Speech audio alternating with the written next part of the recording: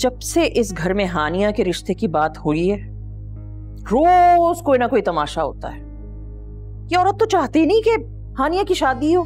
मैं उनकी जगह होता ना तो अब तक बाल पकड़ के घर से बाहर निकाल चुका होता। यही तो मैं चाहती हूँ, यही तो मैं चाहती हूँ कि फरहान खुद उसे घर से निकाले।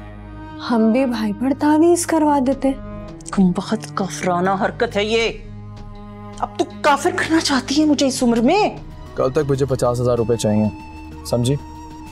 समीर प्लीज समझो, मेरे पास पैसे नहीं है, मैं नहीं कर सकती अरेंज। हानिया मुझे मजबूर मत करो कि मैं वो करूं जो तुम सोच रही हो। क्या करूं मैं? कैसे जान छुड़ाऊं उससे? जान से मार दो उसे। ऐसे शैतान को मार देना चाहिए। अगर उसे मारना है ना तो उसे पहले एतमाद में लेना होगा।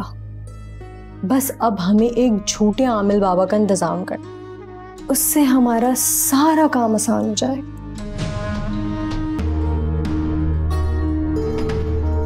भाई किसी ने शक दिलाया था कि घर पे कोई आसेब का साया है या किसी जादू टोने का असर है, तो इसलिए मैंने आमिल बाबा को बुलाया कि वो ये असर सायल करें। अम्मी मैं ये सब नहीं मानता, आपको पता है ना। मैं कब कह रही हूँ कि तुम ये सब मानो? बैठ तो सकते हो ना चुपचाप आके मेरे साथ थोड़ी देर। आसेब नहीं है, हाँ मगर जादू का असर जरूर है। मेरी आंखों में आंखें डालकर देखो बरखुरदार, ये जिस चारपाई या पलंग पर सोता है उसका दाया पाया उठाकर देखो। आजा मेरा बच्चा, आजा, देखते हैं तेरे कमरे में।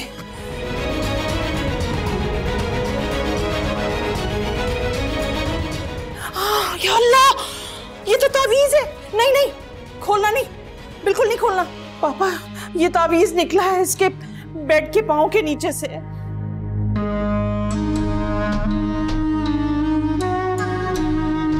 इस तावीज पर जादू करने और कराने वाले दोनों का नाम लिखा हुआ है। चंडाल औरत,